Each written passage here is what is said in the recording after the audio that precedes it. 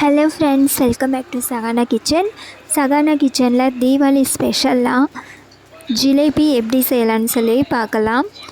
ரொம்ப நாளைக்கு அப்புறமா நான் இதுதான் ஃபஸ்ட் டைம் ஜிலேபி செய்கிறது. ஸோ ஃபஸ்ட் டைம் அப்படிங்கிறதுனால அந்த சேப்ஸ் மட்டும் எனக்கு கரெக்டாக வரல. ஆனால் டேஸ்ட் செம்மையாக இருந்துச்சு. கண்டிப்பாக அதை ட்ரை பண்ணி பாருங்கள். உளுந்து ஒரு 2 டம்ளர் எடுத்து ஊற வச்சுக்கோங்க. ஒரு 2 மணி நேரம் ஊற வச்சா கூட போதும்.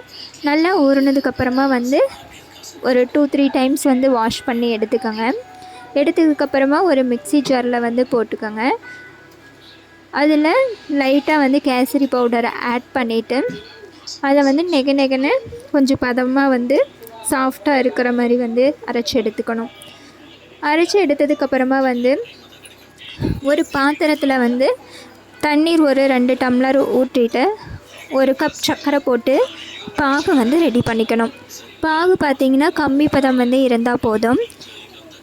அதுக்கப்புறமா ஒரு கவர் எடுத்துக்கோங்க. அதில் நம்ம அரைச்சி வச்ச மாவு ஆட் பண்ணிக்கணும். எண்ணெய் சூடான உடனே நீங்கள் அந்த எண்ணெயில் ஜிலேபி ஷேப்ஸில் போட்டு எடுத்துக்கணும்.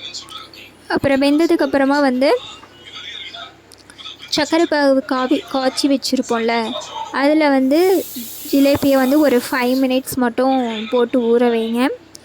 அதுக்கப்புறமா சர்வ் பண்ணலாம். ரொம்ப ஜூஸியான ஜிலேபி ரெடி ஆயிரும். கண்டிப்பாக ட்ரை பண்ணி பாருங்கள். ரொம்ப டேஸ்ட்டாக இருந்துச்சு.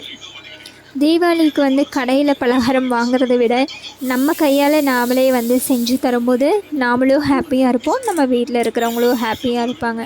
ஸோ கண்டிப்பாக ட்ரை பண்ணி பாருங்கள். நான் நெக்ஸ்ட் டைம் இதை விட பெட்டராக நல்லா உங்களுக்கு நிறைய வீடியோஸ் நான் கரெக்டாக போட்டு காமிப்பேன். சகானா கிச்சன் சேனலை சப்ஸ்கிரைப் பண்ணாதவங்களாம் சப்ஸ்கிரைப் பண்ணிக்கோங்க. லைக் பண்ணுங்கள், ஷேர் பண்ணுங்கள் அண்ட் கமெண்ட் பண்ணுங்கள். இந்த மாதிரி நிறைய வீடியோஸ் பார்க்கணுன்னா நோட்டிஃபிகேஷன்ஸ் பெல் ஐக்கான்ஸை கிளிக் பண்ணிக்கோங்க. தேங்க்ஸ் ஃபார் வாட்சிங். கண்டிப்பாக இந்த தீபாவளிக்கு நீங்கள் பலகாரம் உங்கள் ஃபேமிலி மெம்பர்ஸ்க்கெல்லாம் செஞ்சு தரணும்.